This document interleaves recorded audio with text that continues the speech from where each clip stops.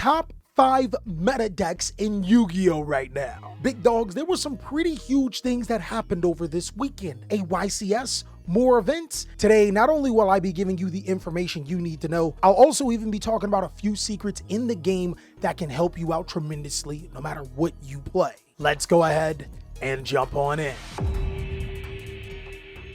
What's going on with ya, big dog? And it is an amazing day for Yu-Gi-Oh! I hope that your day phenomenal. But if it isn't, don't let what happened at the beginning of your day. You know what it is. Today, big dogs, I wanted to talk to you guys on this lovely Update Monday. Just a really quick segment when I talk about something to not only help you become a better player, but a better person overall. Who doesn't want that? And for today's Update Monday, I think a huge thing that everyone needs to know, especially this time around of the year, is to be prepared for adjustments when situations hit your face. Big dogs, it is that weird time of the year when anything can happen. And as much as we would like for things to go our way, oftentimes it does not happen. Here's an example. I injured my knee again.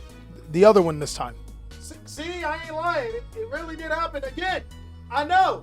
And in case you didn't know, I actually play football. This is something that does come with the territory, but it's not something anyone can expect. But the best thing about it is that I took this bad situation and I used it as a potential situation to help my team. I turned into Coach Cali. See, don't I look like Andy Reid? Don't you see me calling plays? Plays. And our team wound up winning 36-0.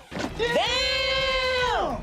I genuinely think if your problem is easier to deal with than mine, and I hope that your problem is never worse than to deal with than mine, regardless, you can always turn something out of a bad situation. And I want you to keep that in mind. You're amazing, you're special, you can do it. Just like how we're gonna do it when it comes to talking about these meta decks and all of the secrets about them. One of the biggest secrets that some of the top players will never tell you is that it's always a good idea to take advantage of the information in front of you. So in this video, when I start talking about these decks, not only will I be discussing why they're so powerful, I'm also going to be showing you guys lists that have been successful over the format. I absolutely hate it when somebody says, "I will never copy anybody else, that's not decking, and I'll never look for advice." You seriously hinder yourself as a player, and while you don't have to copy somebody card for card, it's always a good idea to look at a strategy and get suggestions from it. And of course, big dog, I'll still be putting my personal deck list on Patreon as a special thank you for helping me pay my editors, but when it comes to the top decks in the game, we still have to talk about how Snake Eyes is one of the best decks in Yu-Gi-Oh! Snake Eyes is incredible because it does something really common in Yu-Gi-Oh! It forces players to trade multiple card effects to be able to stop your one card. For example, when I summon Snake Eyes Ash, you are prompted to use a card like Effect Veil or Infinite Impermanence. And the big problem with that is that anywhere down the line, if I continue to play, I can then resummon Snake Eyes Ash with a card like Promethean Princess and then gain advantage of its other effect. I like to personally call this go minus when your opponent uses card effects on you, but you can still later get the other effects of that card. And Snake Eyes is the master of being able to do that. You combine that with an engine like Azumina, which allows you to be able to protect your opponent's first hand traps, and then can potentially mix it with other engines like Fire Kings, and you have a deck that is incredibly explosive. The deck even has the versatility to be able to play Fiendsmith cards, which is insane, but I still think that the stronger variant of Snake Eyes is just Snake Eyes Azumina. Taking a look at Chris Lynn's Snake Eyes Azumina deck, it just shows that it does exactly what we're talking about. It's a strategy that can punish you with so many interruptions in itself, and does have those extra cards to be able to stop the opponent if they make the other person go minus. But also as a strategy, it innately makes your opponent go minus, meaning that if they're not playing a deck that is similar to yours, you're already in the front seat. And big dog, I'm gonna drop you in on some game. Snake Eyes isn't one of the best decks in Yu-Gi-Oh! Because of exactly what the cards do. Snake Eyes is the best deck in Yu-Gi-Oh! Is because of what other cards don't do. It's not a lot of decks in Yu-Gi-Oh! That can keep up with the barrage of cards that this deck plays. You'll start to notice that when it comes to the big three in the top 5 meta decks, is that they can effectively do way more with less than some of the other strategies can. Now, I do think that Yubel is still in the big 3, but I don't think that it's a 2 or a 1 here. I actually think that it's closer to the 3. But the biggest biggest reason why Yubel even hangs on is because it does something that those other decks don't do. It makes your opponent goes minus while it treats for cards. Taking a look at George Rietta's Yubel Fiendsmith Kashtira deck, there are a ton of cards that force your opponent to go minus. Your opponent has to divide their attention to the Fiendsmith cards, then your opponent may have to divide their attention to the Kashtira cards, and then there's Yubel, which kind of works like how Azamina did, summoning Phantom Yubel to be able to draw attention away from those hand traps on those particular sequences. And since Yubel can summon Phantom Yubel fairly fast, easy, and often, it's one of those things that makes it a little bit stronger than Azamina in that regard. You see, another huge hidden secret that's pretty much in plain sight about Yu-Gi-Oh right now is that it's all about engines. Playing engines inside of your deck is everything. It's a way to draw the attention of the most powerful hand traps away from your main strategy, and it's also a really good way to help you go against other Yu-Gi-Oh strategies in general. The stats even back me up here. Out of all of the topping Yu-Gi-Oh decks in this format, roughly over 70% of those strategies ran another engine. I think that that's completely alarming and needs its own video, but sticking on topic, your deck will greatly benefit from playing one of these engines. Whether it's the Fiendsmith engine to be able to go into Fiendsmith Desiree, or to give yourselves access to stronger rank 6 monsters, the Azamina engine, which gives you a way to stop your opponent's hand traps and potentially a way to start your own plays depending on the strategy that you're playing. The Kashtira engine is actually crazy good at not only punishing your opponent from using hand traps against you, but Kashtira Unicorn allows you to look at your opponent's extra die. In today's current Yu-Gi-Oh, especially against the engines and strategies that are being played right now, that can be almost game ending. And the last most important engine in Yu-Gi-Oh right now are the Bestial monsters. They are incredibly good against both Azamina and Fiendsmith, not too good against Kashtira, but also gives you another line of hand traps in huge bodies to summon to your side of the field. If you are not playing a deck that is like Tenpai Dragon, you should strongly consider playing one of these engines inside of your strategies if it can help benefit them. And understandably, 2 of the engines are incredibly expensive. But if you know how to work it, any 1 or 2 of these 4 is incredible. It's the reason why decks like Snake Eyes, Azamina, Fiendsmith, Fire King, Kashtira works. And it's also a reason how Yubel, Fiendsmith, Kashtira with Bestials in the sideboard works too. Rounding off the big 3, the strongest decks to give you competitive success is Tenpai Dragon. Now, Tenpai Dragon doesn't necessarily need either of those engines to be able to thrive, but Tenpai Dragon is my outlier when it comes to competitive Yu-Gi-Oh decks, being one of the most powerful Yu-Gi-Oh strategies that does not use an engine, though it can. It gets away because it's one of the few decks that can use cards like Dimension Shifter,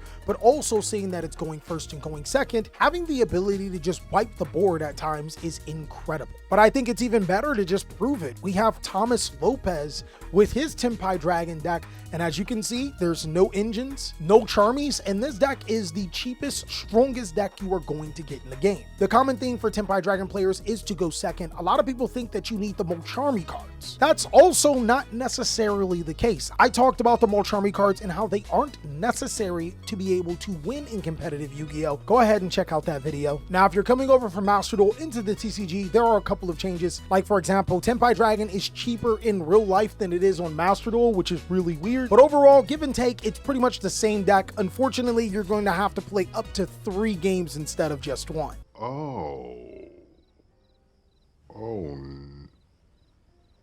No. Another big one is that while these are the 3 best decks in Yu-Gi-Oh, they're not the only decks that you can play to be able to compete. Big dog, right now in Yu-Gi-Oh, it is a little more balanced than what players like to lead on. Yes, I know the cost of being able to enter into the game is incredibly high, especially if you really want those cards like Molcharmy Ferraris or Molcharmy Perilia and Dominus Impulse. But fortunately, there is a deck that creeps into that top 5 and doesn't need to play any of them and actually is really good against them. Centurion actually does have the statistics to be one of the best 5 decks in the game. It's a deck that does force the opponent to go minus. A lot of times using cards like Infinite Impermanence or Centurion Primera, it's not a good proposition. If they have something to be able to follow up, you could be just getting thrown in the blender. And the new card Centurion Primera Primus takes the deck to a whole nother level. Centurion is really good when you incorporate those engines. The Bestial engine is not only incredible because it is a way of disruption, but it's also really good because it allows you to be able to summon level 6s and level 8s, so you can synchro into 10s and to 12s easily with Centurion. Another benefit of the Bestial engine is that since the monsters are light and dark, and you have a way to synchro summon on your opponent's turn, you can actually synchro summon into monsters like Chaos Angel to be able to banish an opponent's card and make your synchro monsters unaffected by your opponent's monster effect, as well as prevent your monsters from being destroyed by battle. Players have also been using the Kashtira engine inside of this deck is because it forces your opponent in a really bad situation. If they do stop your Centurion line, well, the Kashtira can feast. And if they don't, then Kashtira can put your opponent in an incredibly bad bind, helping you break boards. Dennis Ling's version of Centurion Bestial does not feature the Kashtira cards, but it has a really good groundwork of what a Centurion deck looks like. This deck does have room for a ton of hand traps too, so it does effectively give that same feel. And while you can play the Molchumi cards inside of your deck, it's not necessary, and you can also use this deck to be able to effectively dodge the Molchumi cards. It doesn't special summon from the extra deck enough to give your opponent that huge amount of advantage, while also giving you advantage as well. I also like to point out that shooting Quasar Dragon is one of the most disgusting cards in the history of the game. The fact that it banishes itself and returns to the side of the field as activation requirement. This means that even if your opponent uses a card like Solemn Strike on the effect of Cosmic Blazar Dragon, it's still coming back. Centurion is one of the best decks in the game, but what rounds out my top 5? I think this is up for debate because it's really close between that 5th place spot statistically. But if I had to give a strategy a nod of approval, you'd be surprised to know that Memento is the 5th best Yu-Gi-Oh deck. Now, I could have went with Ritual Beast here because they both have similar numbers, but the reason why I personally went with Memento is because this deck is dangerous and flying under the radar. It follows the principles that we still have here. You can play Memento with any of the engines that I previously mentioned, and the Fiendsmith engine actually allows Memento to go full combo. Memento also has the benefit where it can stop special summoning from the extra deck when it wants to. Throughout its full combo, you'll special summon from the extra deck 1 to 2 times, and the trade-off is being able to make a 5,000 attack monster that can essentially negate 5 of your opponent's effects and force your opponent to attack into that card before they can attack into any of your other monsters, meaning cards like IP Masquerena and SP Little Knight are completely safe. And the best thing about it is that just like Centurion, you can play so many different variants. There's more of a pure variant that uses Goblin Biker Grand Entrance to dodge your opponent's hand traps to make them go minus, and then there's more of the Fiendsmithy Kashtira-like build that does grind it out and summon those powerful cards. Looking at Lauren Steele's profile, it's actually really cool to be able to see how this deck works. I think another huge advantage is that a lot of players just simply don't know how to play against Memento, so when they are using cards like Effect Veiler and Infinite Impermanence on your starter cards, and when you punish them by activating cards like Goblin Biker Grand Entrance and Memento Bone Party, it gives you that extra sense of satisfaction knowing that they're going minus -1,000,000 at this point in time. Memento checks all of those boxes for me, but I'd be really excited to see what do you think about that 5th slot. Should it go to Ritual Beast? Or if there is another deck that you think is more deserving. I personally can't wait to see what everybody has to say, and of course, if you want to see more amazing content, well, be sure to check out these videos so I can catch you on the next one.